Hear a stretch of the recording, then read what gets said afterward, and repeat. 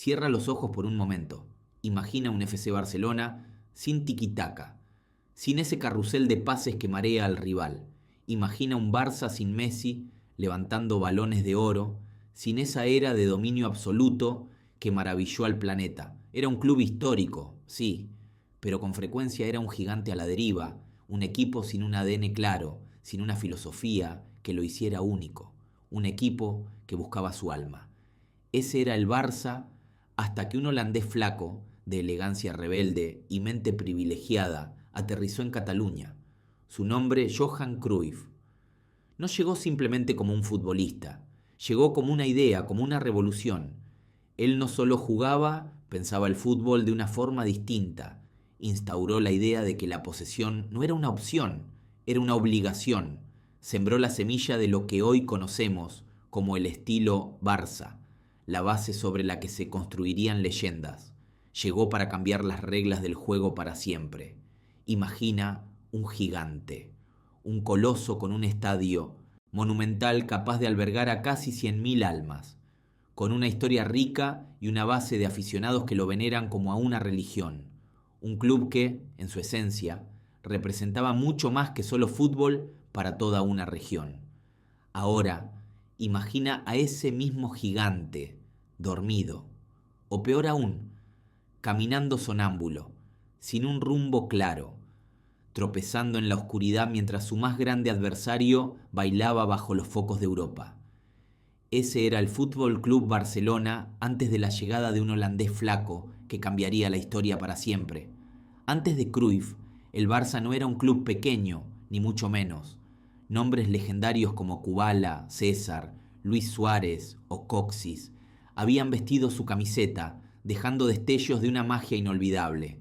Habían ganado ligas, habían levantado copas del Generalísimo y habían protagonizado noches épicas en Les Corts y luego en el Camp Nou. Pero eran eso, destellos, fogonazos de brillantez en medio de una irregularidad frustrante. Eran victorias que sabían a gloria momentánea, pero que no construían una era.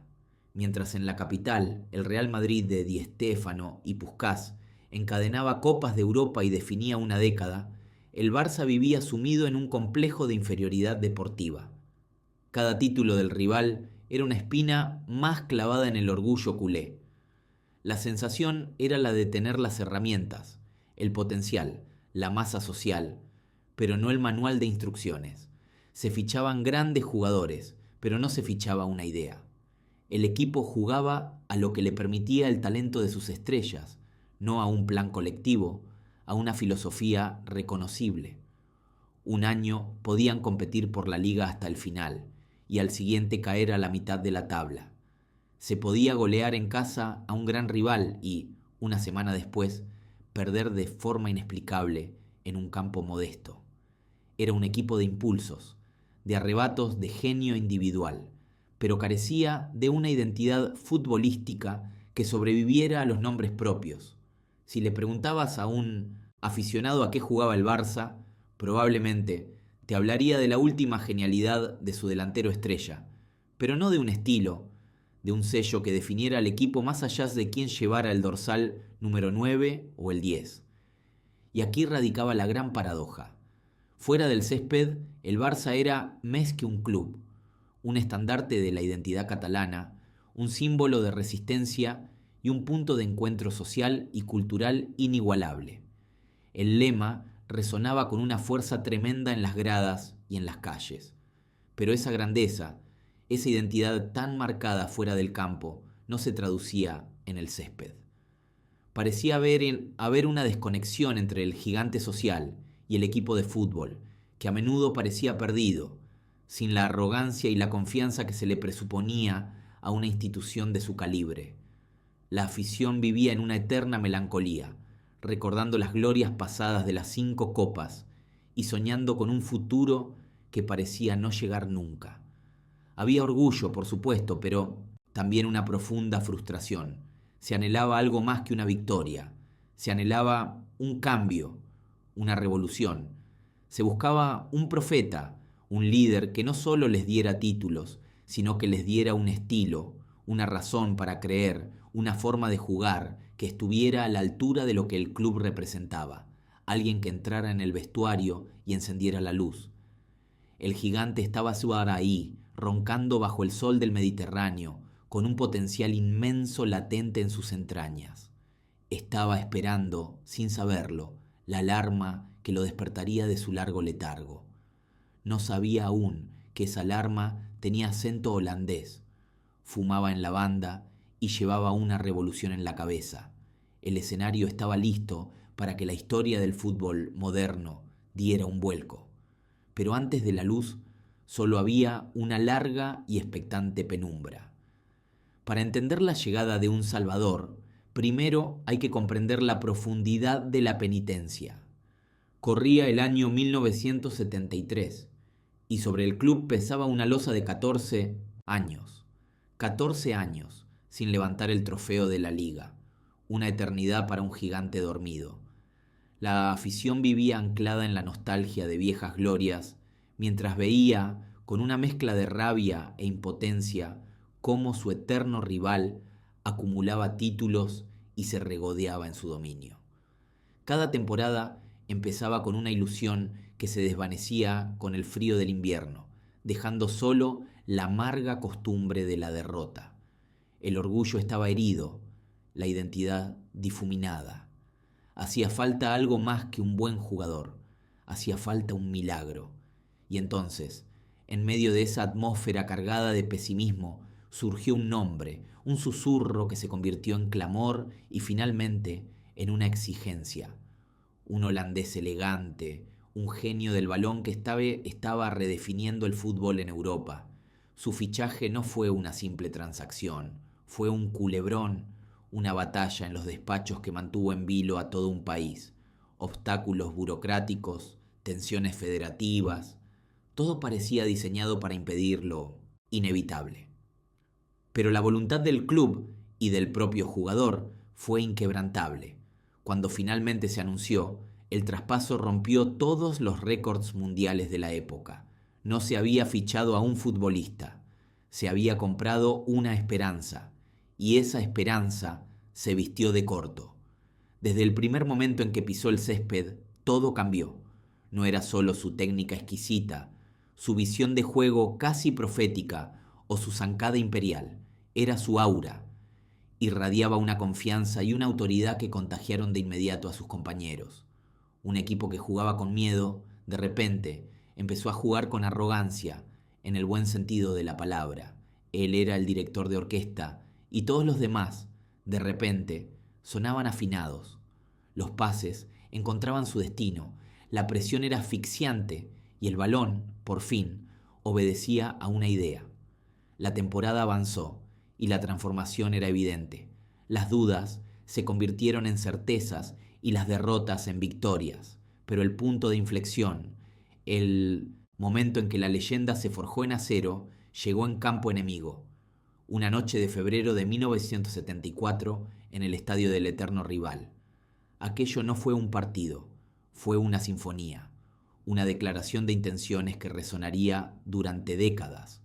0-5, una humillación histórica infligida en casa del campeón. Él no solo marcó un gol antológico, sino que bailó sobre el campo, ridiculizando a sus marcadores y dirigiendo cada ataque con una superioridad insultante. Esa noche, la afición no solo celebró una victoria, celebró una venganza.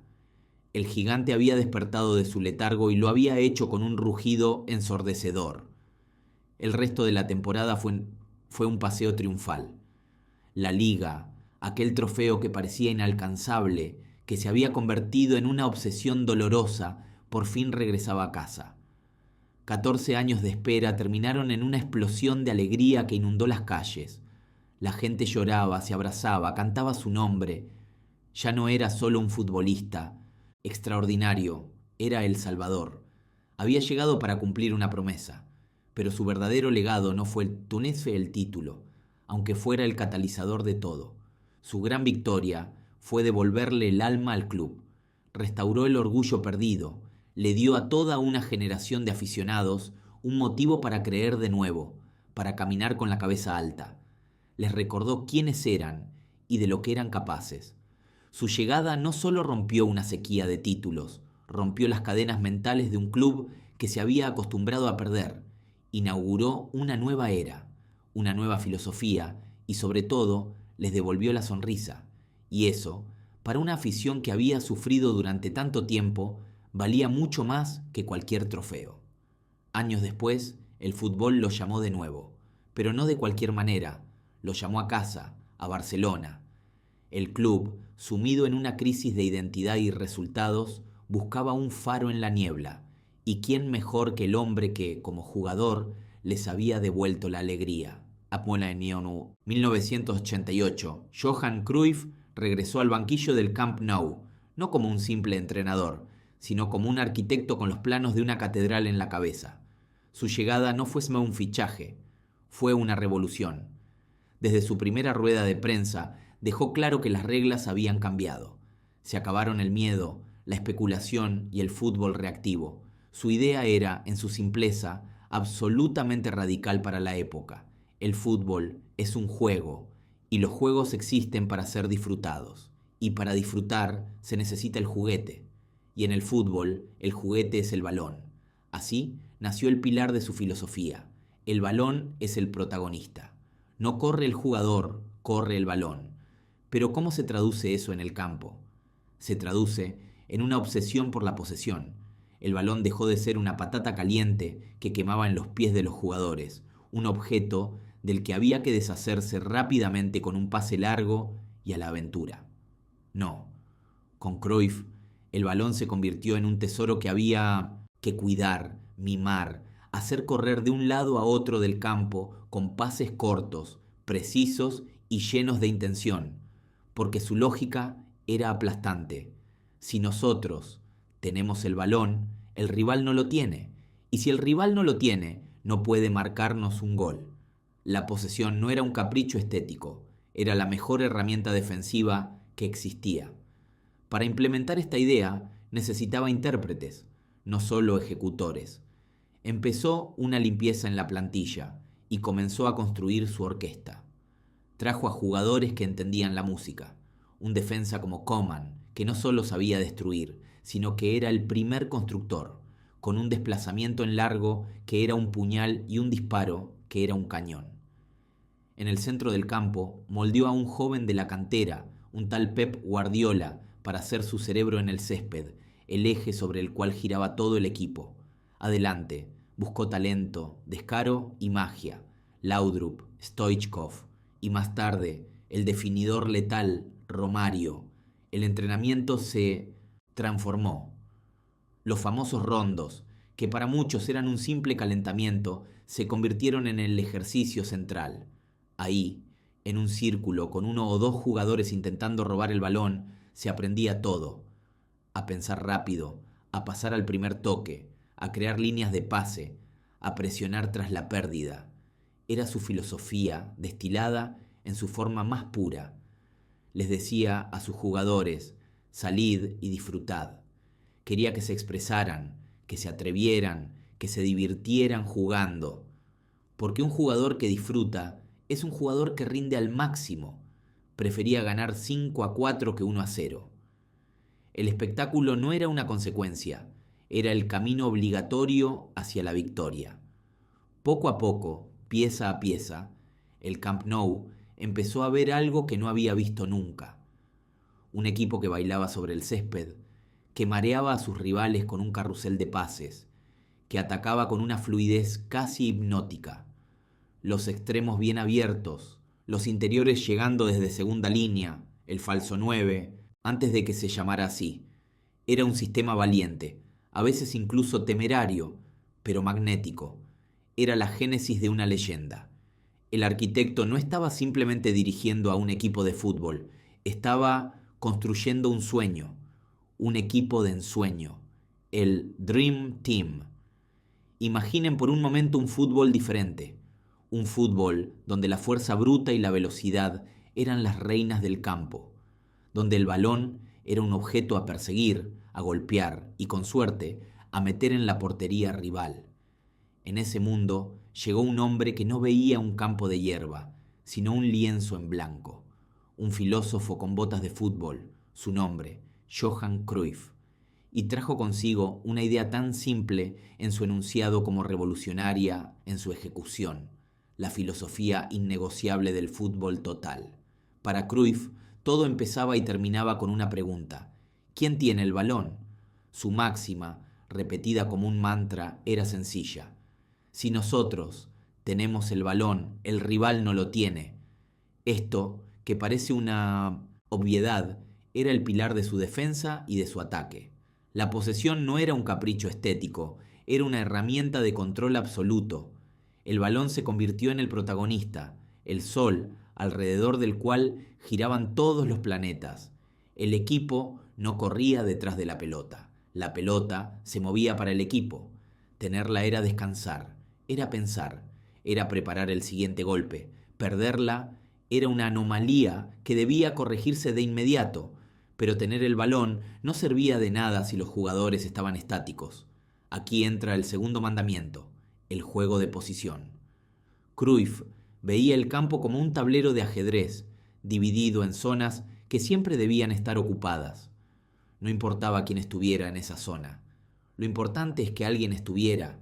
Si un lateral subía, un interior cubría su espacio. Si un delantero se desmarcaba, un centrocampista ocupaba su lugar.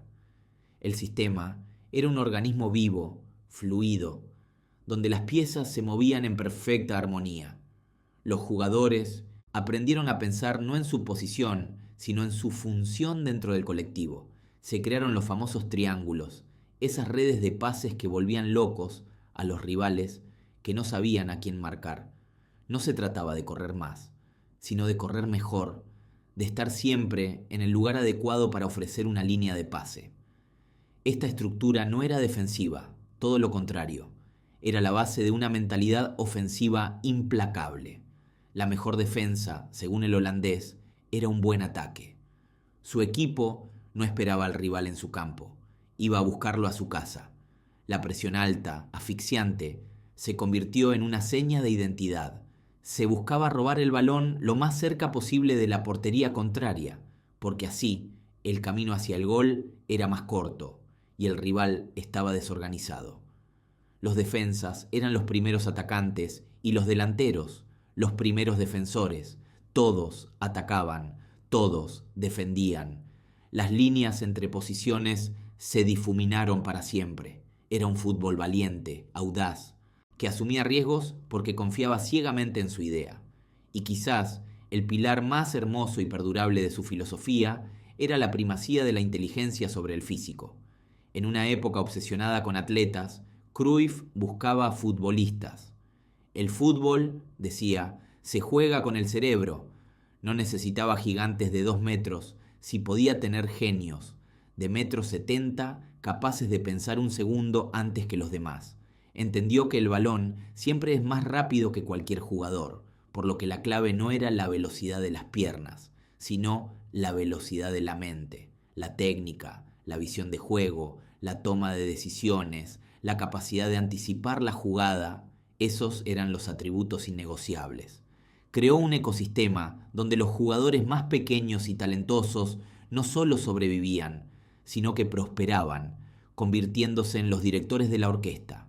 Esta filosofía no fue una táctica pasajera, fue una semilla plantada en el corazón del club que cambió su ADN para siempre.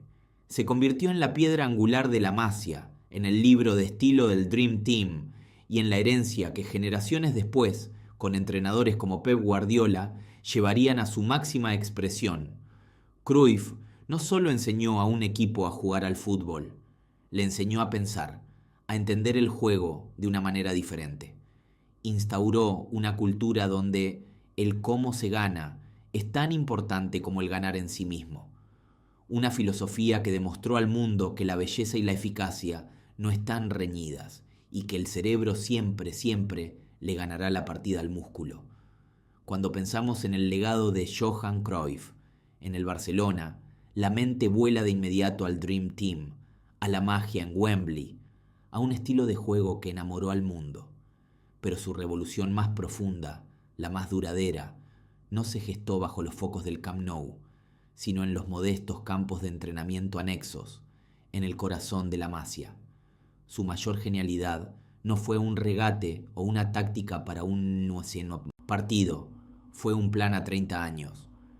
Cruyff miró la estructura del club y entendió que para construir algo verdaderamente grande, algo que perdurara más allá de una generación de jugadores, tenía que empezar por los cimientos. Y los cimientos, para él, eran los niños. Antes de su llegada, la cantera del Barça, como la de la mayoría de clubes, era un conjunto de equipos independientes.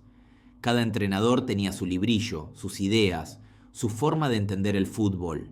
Un niño podía jugar de una manera, en el infantil B, de otra completamente distinta en el cadete A. Y si por milagro llegaba al primer equipo, tenía que aprender un idioma nuevo. Era un sistema basado en el azar, en la esperanza de que el talento individual puro lograra abrirse paso a través del caos. Cruyff vio esto y lo consideró un desperdicio inaceptable. Su idea fue tan simple en su concepción como radical en su ejecución. Todos los equipos del Fútbol Club Barcelona, desde los más pequeños, benjamines, hasta el primer equipo, jugarían exactamente a lo mismo. Misma filosofía, mismos principios, misma partitura. De la noche a la mañana, el 4-3-3 se convirtió en religión. Se priorizó el talento y la inteligencia por encima del físico. Ya no se buscaba al niño más alto o más fuerte, sino al que entendía los espacios, al que sabía cuándo pasar, al que trataba bien el balón. Los rondos dejaron de ser un simple calentamiento para convertirse en el ejercicio central, la esencia del modelo. Aprender a pensar rápido en espacios reducidos, a jugar a 1 o 2 toques. El balón era el protagonista absoluto. La Masia se transformó en una verdadera línea de producción, una fábrica de futbolistas con un sello inconfundible.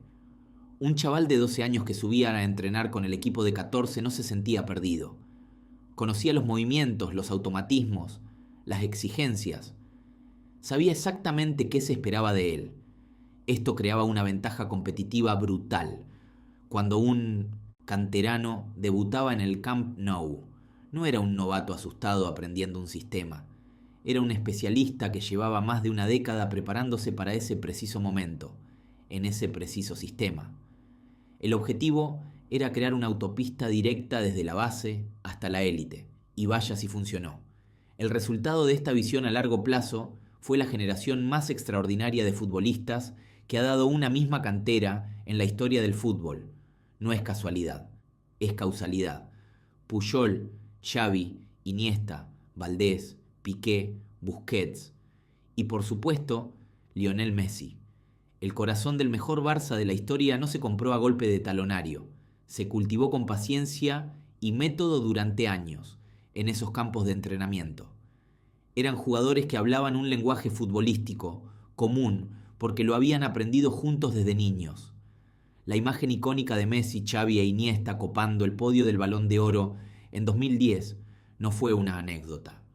Fue la graduación cum laude de la Universidad de Cruyff. Fue la cosecha de la semilla que él plantó. Este es, sin duda, su mayor legado, más que las ligas, más que la Copa de Europa.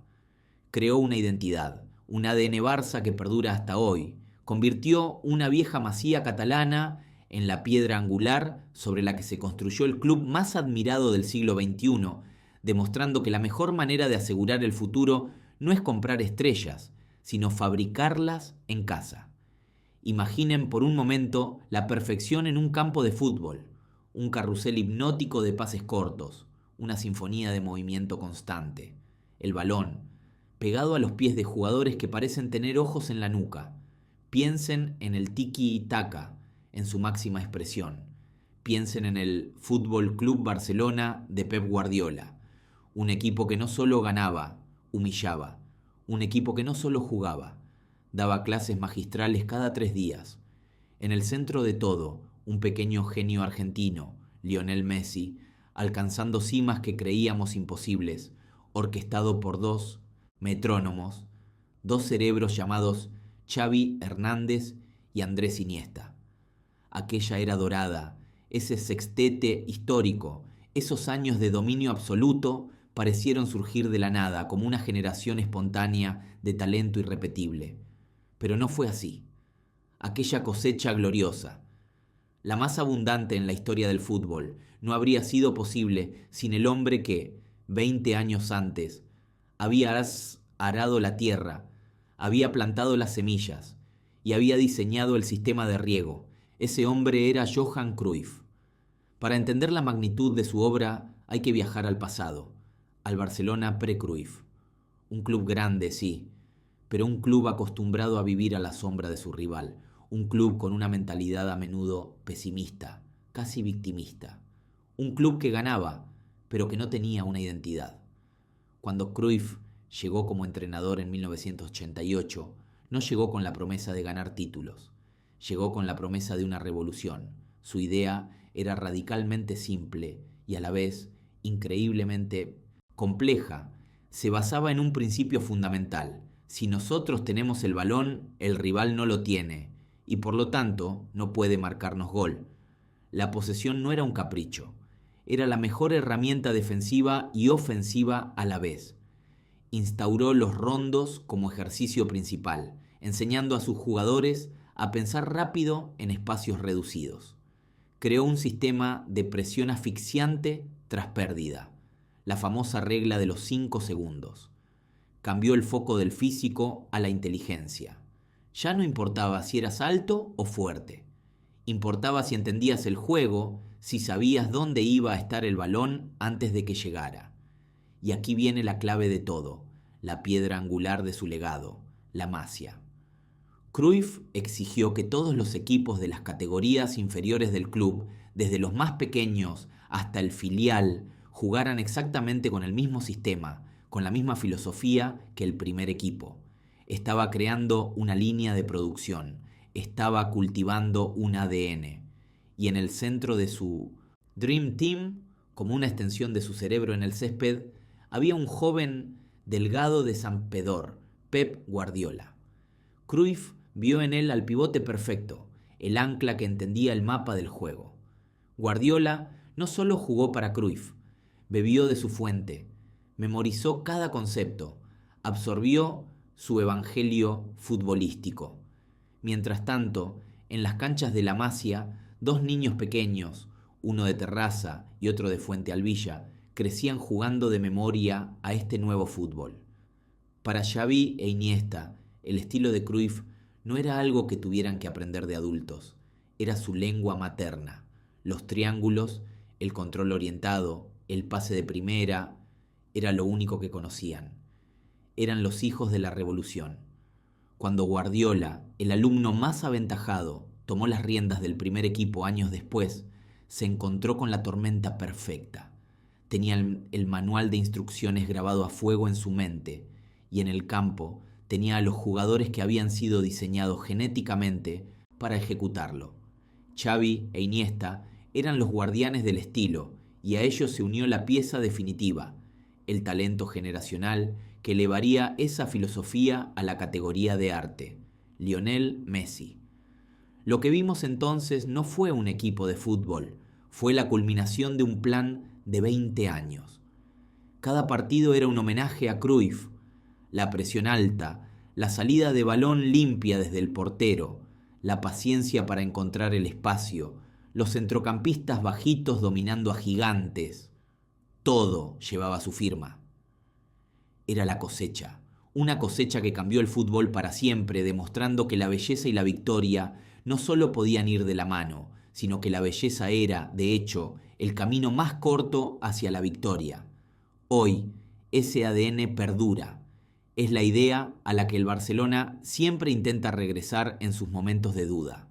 Es una filosofía que Guardiola exportó a Alemania e Inglaterra, cambiando el paradigma del fútbol mundial.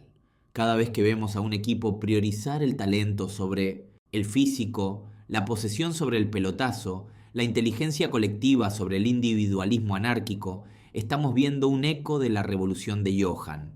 La era de Messi, Xavi e Iniesta fue la fiesta más grande que el fútbol recuerda. Pero nunca debemos olvidar al arquitecto que diseñó el salón de baile, Hay legados que se miden en copas, en medallas, en el frío metal que llena las vitrinas de un club. El de Johan Cruyff en el Barcelona es diferente. Porque cuando el holandés llegó, no solo trajo consigo la promesa de títulos, trajo una revolución envuelta en un balón. Le enseñó al club que ganar era importante, pero el cómo era eterno. Instauró una idea que parecía casi una herejía. El balón no se persigue, se tiene. El campo no es un campo de batalla, es un lienzo. Y el objetivo no es solo marcar, es enamorar. Esa filosofía se convirtió en el ADN del club, desde el primer equipo hasta el último niño de La Masia. Fue el arquitecto del famoso Dream Team. Sí, pero su verdadera obra maestra fue construir la catedral ideológica sobre la que se asentarían los éxitos futuros. Su famoso "salid y disfrutad" antes de la final de Wembley no fue solo una frase de ánimo, fue la síntesis de toda su creencia. Con él, el lema "Més que un club" dejó de ser un eslogan para convertirse en una forma de entender la vida y el juego. Por eso su herencia no descansa en un museo. Su legado está vivo, está en cada rondo, en cada pase de Xavi, en cada genialidad de Messi, en el tiquitaca que maravilló al planeta. Cruyff no le dio al Barça trofeos, le dio un alma inmortal que cambió para siempre no solo la historia del club, sino la forma en que el mundo entero ve y siente el fútbol.